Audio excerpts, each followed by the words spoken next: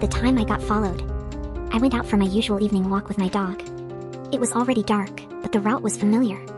We always took the same loop through a small patch of woods, then around a park, and back home. I was lost in thought when we entered the wooded path that led to the sidewalk on the other side. The path wasn't long. I could already see the faint glow of the streetlights ahead. Halfway through, my dog suddenly became alert, letting out a low growl. I knew there are small animals in the area, so I didn't stop to investigate. Instead, we picked up the pace until we reached the sidewalk. Once we stepped under the streetlights, my dog relaxed, and I drifted back into my thoughts. But not for long. We reached the small park where the path split in two. Both routes led home, but we usually took the shorter one. This time, though, I stopped at the fork. I could have sworn I saw a dark figure move behind a tree near the end of our usual route. My senses sharpened as I stared at the small cluster of trees, the only part the streetlights didn't reach. No movement. I told myself it was just my imagination. But then I saw it, a slight shift, and my dog tensed again. Someone was there. Hiding. Watching. Someone had followed me, probably since the woods. And of course, I didn't have my phone to get help. I wasn't going back into the dark woods. And I definitely wasn't walking straight towards someone hiding behind a tree at night. The only option was the long way around. The problem? That longer path still circled back to the same spot, just from the other side, along a small road. At least it would give me a bit more time. My heart was pounding as adrenaline kicked in.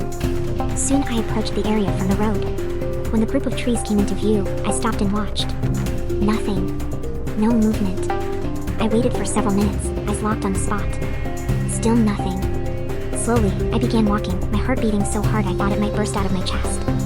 Every few steps, I glanced around, expecting someone to jump out. I thought about what I'd do if someone attacked, where I could run, how I could get help. Finally, I reached the intersection. No one. My dog was calm, showing no tension. But I knew what I'd seen. We hurried home, only a couple minutes away. When our driveway came into view, my heart stopped.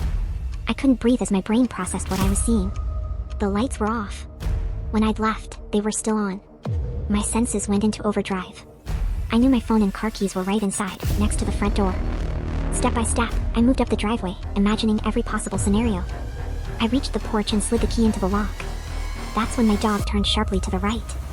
Out of the corner of my eye, I saw it, a dark figure rushing toward me. Before I even realized it, I was on my back. Time froze. My brain screamed, "This is it."